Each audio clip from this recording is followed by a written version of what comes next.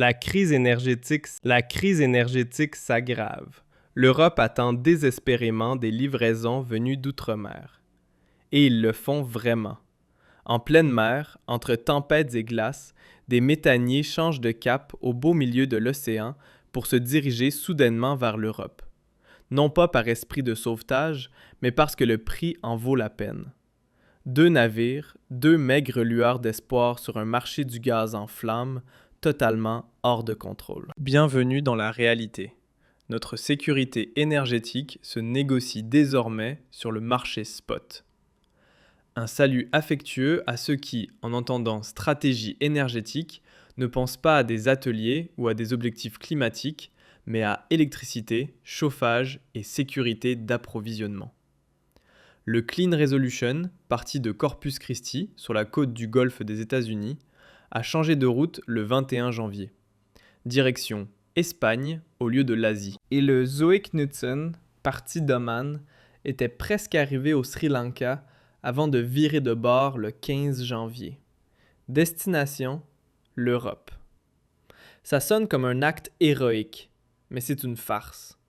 2 navires pour toute l'Europe, 2 cargaisons spot qui ne changeront rien. Pendant que le froid frappe l'Asie de l'Est et que tout ce qui peut brûler y est acheté à prix fort, nos politiciens à Berlin semblent toujours croire que le gaz se liquéfiera tout seul, à force de mots chaleureux et de bonnes intentions. Et pendant que les méthaniers valsent sur l'océan, la grande bulle qatari éclate en parallèle. Vous vous souvenez? Le voyage de relations publiques de Habeck dans le désert, les grandes annonces, le tintamarre autour de prétendus contrats gaziers sécurisés avec l'Émirat, et aujourd'hui, rien. Pas une seule livraison, pas un seul contrat, aucun gaz, aucune sécurité. Et cela, de la part de l'un des fournisseurs de gaz les plus riches au monde. Alors, qu'était-ce donc? Une tromperie? Un coup de com'? Ou simplement une preuve d'incompétence politique au plus haut niveau? La vérité, c'est que le Qatar ne veut pas travailler avec l'Allemagne, pas à ces conditions. Et pourquoi le ferait-il? Pendant que des pays comme la Chine signent des contrats à long terme sur plusieurs décennies, les ministères allemands, eux, veulent des accords flexibles, moralement acceptables, alignés sur la vision woke de l'ère du temps vert. Ce que beaucoup ne semblent toujours pas comprendre, avec ça, dans le monde réel, on ne remplit pas un seul réservoir. Le marché parle un tout autre langage. Les prix du GNL ont explosé à l'échelle mondiale. Rien qu'aux États-Unis, une hausse de 70% depuis le début de l'année, due à une vague de froid extrême. En Europe, le prix dépasse déjà les dollars par 1000 BTU, tandis qu'en Asie, les offres grimpent encore plus haut. Et c'est bien pour cela que les navires changent de direction, parce que le tarif est plus avantageux ailleurs, pas parce qu'on veut nous sauver. Ce qui devient évident aujourd'hui, ceux qui ont renoncé au gaz russe par pipeline auront besoin de bien plus que de belles illusions écologiques. Il leur faudra des réserves, des infrastructures, des partenaires fiables et un soupçon d'humilité. À la place, de la pure politique symbolique. Le gouvernement préfère plancher sur des modèles de documents pour réunions ministérielles et des guides de langage inclusif plutôt que sur la question essentielle: comment maintenir un pays industriel en fonctionnement? Et les réserves de gaz, déjà dangereusement basses. En Belgique, en France, en Allemagne, au Danemark, en Lettonie, aux Pays-Bas et en Croatie, les taux de remplissage sont sous les 40%, parfois bien en dessous. Seule l'Italie fait figure d'exception. Une grande partie de son électricité provient du gaz et visiblement, Rome s'est mieux préparée que Berlin. Mais pour combien de temps encore? L'Agence fédérale des réseaux continue d'affirmer que les prix n'indiquent aucune pénurie. Vraiment? avec plus 40% sur les prix et seulement 2 méthaniers supplémentaires, c'est cette logique de marché qu'on est censé suivre? Ce qu'il nous faudrait, ce sont 20 navires de ce type chaque semaine. Ce qu'on a, c'est deux gouttes d'eau sur une pierre en feu. Et tout le monde le sait. Si la météo ne change pas, et vite, alors fin février, on ne rira plus du tout. Ce sera la ration, le froid et la panique, pleinement méritée. Petite note personnelle. Des contenus comme celui-ci ne parviennent pas toujours à tout le monde. Un abonnement, une cloche activée ou un commentaire rapide aident à maintenir leur visibilité. Maintenant, penchons-nous sur ce qui arrive si le plan du gouvernement, s'il mérite encore ce mot, échoue. Que se passe-t-il si la météo ne coopère pas? Si les méthaniers ne se ruent pas vers nous? Alors, il se produira exactement ce que personne n'ose dire à voix haute. L'industrie sera coupée, la production stoppée, les emplois menacés et les particuliers pourront grelotter. Salutations amicales à ceux qui croient encore que la politique a quelque chose à voir avec la responsabilité. Car la situation n'est pas simplement tendue, elle est explosive. On nous répète que les stocks européens sont bien remplis. Mais que signifie vraiment bien rempli? En Allemagne, on pourrait techniquement extraire jusqu'à 7 TWh par jour.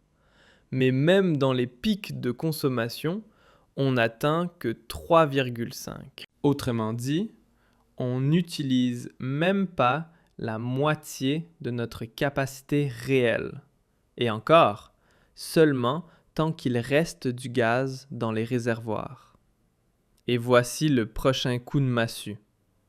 Le plus grand réservoir de gaz détenu par le gouvernement allemand, nom de code UGS Reden, affiche, selon les dernières données, un taux de remplissage d'environ 11%.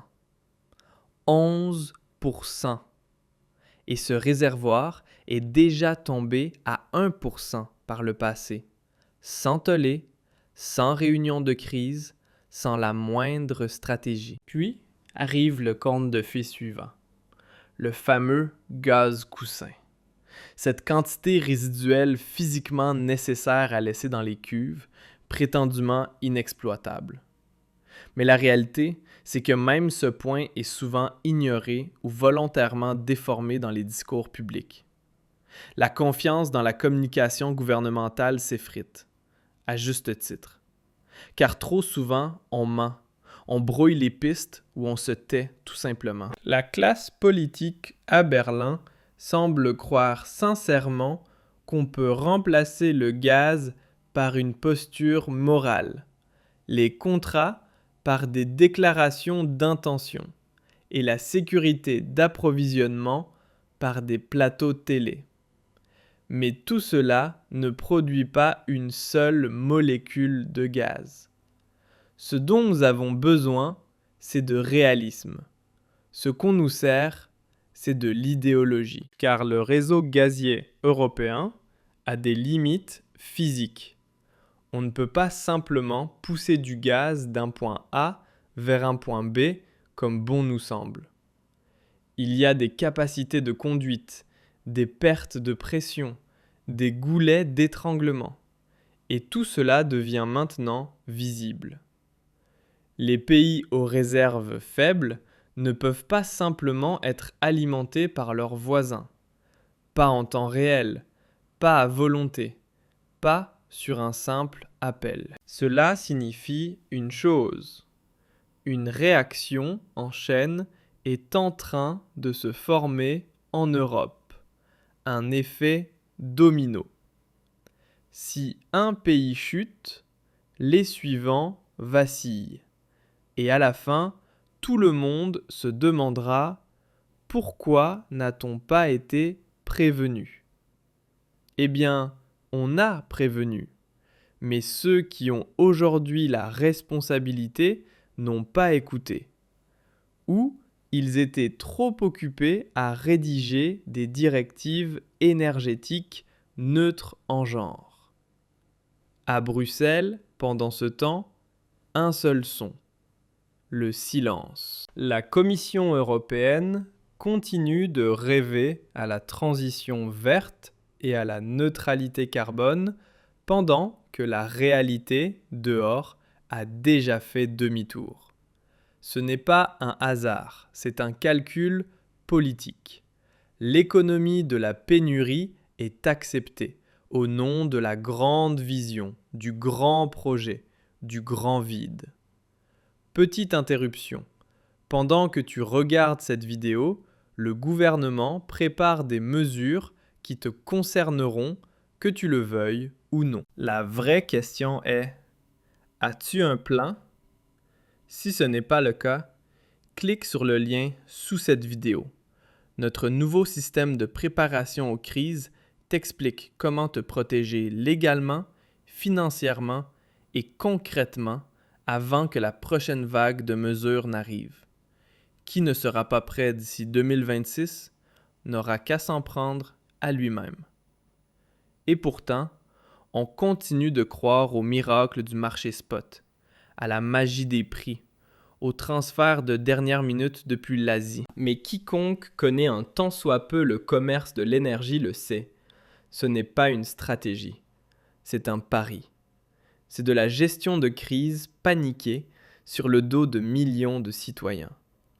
Si rien ne change maintenant, si l'on ne conclut pas enfin des contrats à long terme avec de vrais partenaires, pas avec des États idéologiquement compatibles, alors février ne sera pas seulement froid, il sera politiquement incandescent. La prochaine crise sera une poudrière. Et cette fois, il ne s'agira pas de débats symboliques, mais de chaleur, d'industrie et d'approvisionnement. Les réserves ne sont pas encore vides, les lumières ne sont pas encore éteintes. Mais la direction est claire, cap sur le gouffre.